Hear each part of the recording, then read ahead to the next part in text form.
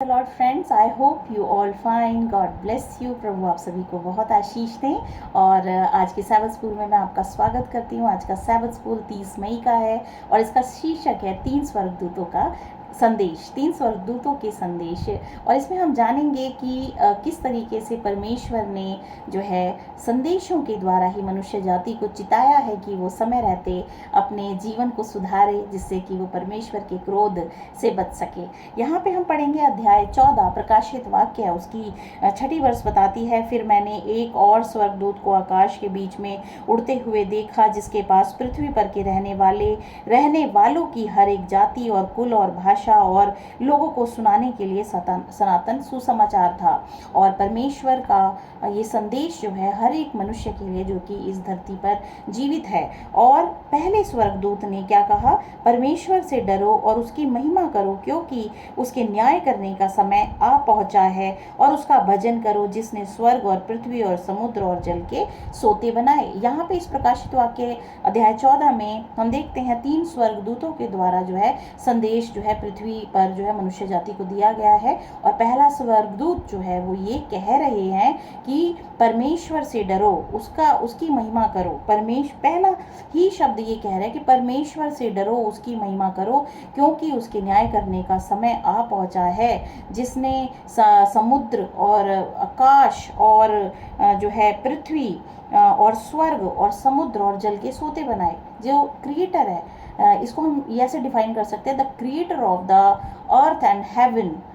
So we must worship that God who made heaven and earth. तो हमें उसकी आराधना करनी है जो क्रिएटर है।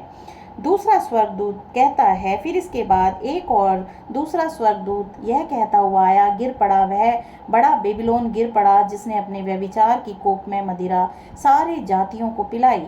और फिर तीसरा स्वर्गदूत है, वो ये कहते हैं, बड़े शब्द से कहता हुआ आया, जो कोई उस पशु और उसकी मूर्ति की पूजा करे और अपने माथे या अपने हाथ पर उसकी छाप ले, वह परमेश्वर के प्रकोप की निरी मदिरा जो उसके क्रोध के कटोरे में डाली गई है पिएगा, और पवित्र स्वर्गदूतों के सामने और मेमने के सामने आग और गंधक की पीड़ा में पड़ेगा।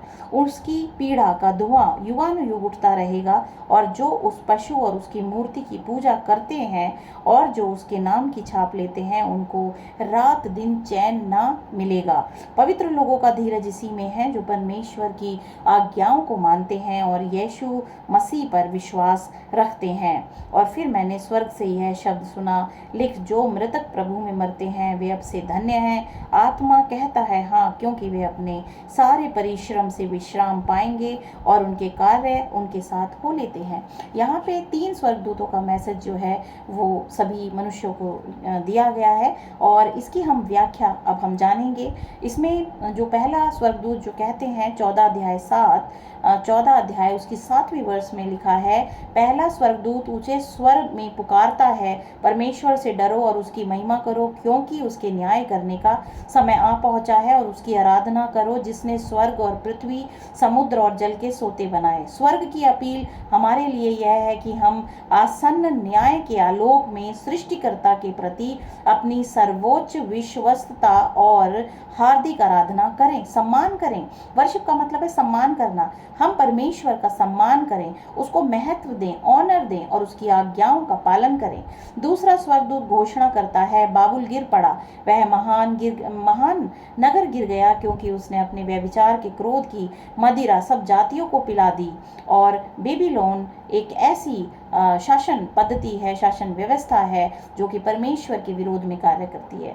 बेबीलोन एक गिरी हुई धर्म त्यागी धार्मिक व्यवस्था का प्रतिनिधित्व करता है, जिसने पूजा की झूठी प्रणाली के पक्ष में पहले स्वर्गदूत के संदेश को अस्वीकार कर दिया। उसने क्रिएटर की जो है वर्शिप नहीं करी, उसने परमेश्वर को महिमा नहीं दी जिसने सब कुछ बनाया, और उसने जो है पर पहले स्वर्गदूत के संदेश को अस्वीकार कर दिया। इसीलिए प्रकाशित वाक्य 14 अध्याय 9 से 11 में हम जब आगे पढ़ते हैं तो इसमें पशु और उसकी छाप की पूजा करने के विरुद्ध चेतावनी देता है। यहाँ दो विरोधी विकल्प प्रस्तुत किए गए हैं, सृष्टिकर्ता की उपासना या पशु की पूजा। पशु की पूजा जो है परमेश्वर के विरोध में की जाती है, और सृष्टिकर्ता की आराधना जो कि हम परमेश्वर को जो है आज्ञाओं का पालन करके हम करते हैं।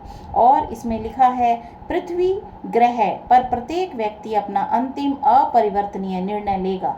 हर एक मनुष्य जो जीवित है, जिसको जीवन मिला है, वो अपने जीवन में निर्णय लेगा।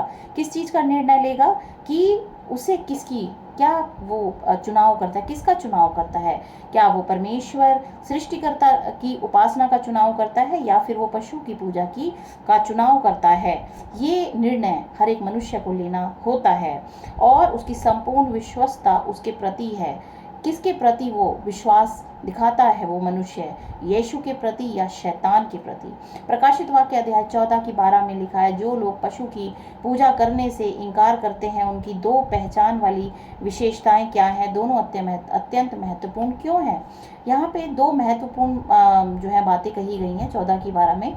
इसमें बताया है, जो पवित्र लोगों का धीरज इसी में है, जो परमेश्वर की आज्ञाओं को मानते हैं और प्रभु यीशु मसीह पर विश्वास करते हैं। यहाँ दोनों बातें जो हैं, दो विशेषताएं उस व्यक्ति के अंदर आप देखेंगे जो परमेश्वर को जो है सृष्टिकर्ता की उपासना करता है, वो प्रभु की उपासना करेगा जिसने कि सब कुछ बनाया, और वो जो है सैबत को मानेगा। सैबत जो कि 7वां दिन एक जो है स्मारक के रूप में परमेश्वर ने रखा कि उसकी सृष्टि जो है उसको जो है 7वें दिन सृष्टिकर्ता को वो याद करे, उसकी उपासना करे, उसको सम्मान दे, और याद करे कि उसको बनाने वाला सृष्टिकर्ता है, और उसी के प्रति वो वफादारी रखे, उसकी आज्ञाओं का पालन करे।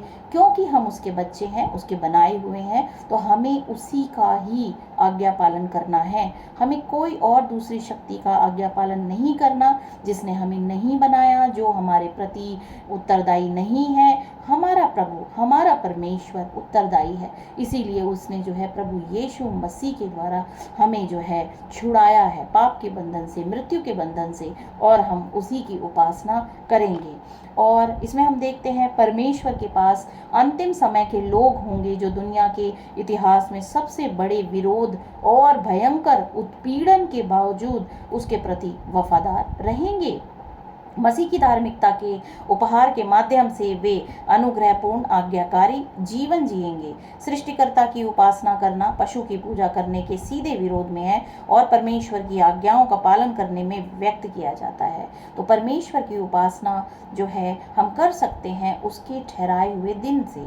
उसका ठहराया हुआ दिन जो कि सैबत है, और सैबत जो है वो हर हफ्ते शनिवार को आता है। शनिवार का दिन जो है परमेश्वर का पवित्र किया हुआ आशीष का विश्राम दिन है। हम उसको माने, जब हम उसे मानते हैं तो हम ये प्रण ले लेते हैं, और हम ये जाहिर करते हैं कि हम उस सृष्टिकर्ता की उपासना करते हैं जिसने हमें बनाया है, जिसने सब कुछ बनाया है, और इसको कोई बदल नहीं सकता। सृष्टिकर्ता की उपासना करना पशु की पूजा करने के सीधे विरोध में है, और परमेश्वर की आज्ञाओं का पालन करने में व्यक्त किया जाता है। मसीह के प्रति विश्वस्त या पशु शक्ति के प्रति निष्ठा पर यह अंतिम संघर्ष उपासना में केंद्रित है। अंतिम समय में हम जब रह रहे हैं तो उपासना ही जो है वो मुद्दा है, वो विषय है जिसके द्वारा जो है परमेश्वर अपने लोगों को अलग करेगा। वो पशु की छाप के लोगों को अलग करेगा और मेमने की छाप के लोगों को अलग करेगा। मेमने की छाप जो है वो सैबत है। जो लोग सैबत पर परमेश्वर की उपासना करते हैं, उसकी आज्ञा का पालन करते हैं, वो परमेश्वर के वफादार लोग होंगे, और उन्हीं के द्वारा जो है परमेश्वर जो है अपने राज्य की, जो कि अनंत होगी, उस राज्य की, उस नई पृथ्वी, नई आकाश की रचना करेगा, और उसमें वो उनके साथ होगा। प्रकाशित वाक्य अध्याय 22 में लिखा है कि वो उसके लोग होंगे और वो उनके साथ राज्य करेगा, और वो युगों युगों तक जो है वो लोग उनके साथ रहेंगे। तो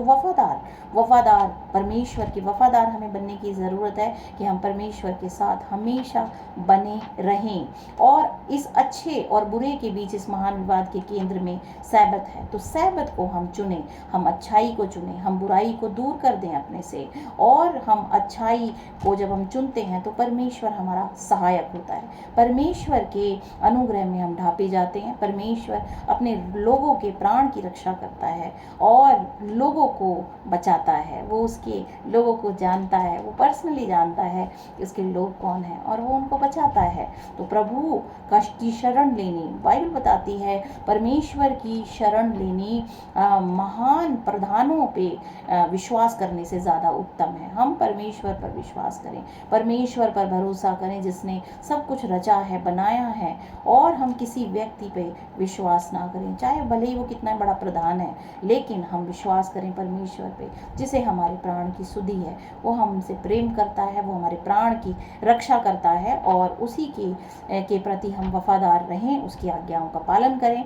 इसमें आगे लिखा है उद्धारकर्ता के इन प्रतिबद्ध अनुयायियों को ना केवल यीशु में विश्वास होगा बल्कि उनमें यीशु का विश्वास भी होगा। यीशु का विश्वास इतना गहरा, इतना भरोसेमंद, इतना प्रतिबद्ध विश्वास है कि नरक के सभी विध्वंसक और पृथ्वी पर सभी परीक्षण इसे हिला नहीं सकते। यह ऐसा विश्वास है जो तब विश्वास करता है, यह ऐसा विश्वास है जो तब विश्वास करता है जब वह देख नहीं सकता, विश्वास करता है जब वह तर्क नहीं कर सकता, और आशा करता है जब वह समझ नहीं सकता। प्रभु यीशु मसीह ने कहा आशीषित हैं वो लोग, धन्य हैं वो लोग जो कि मुझे बिना देखे मुझ पर विश्वास करते हैं।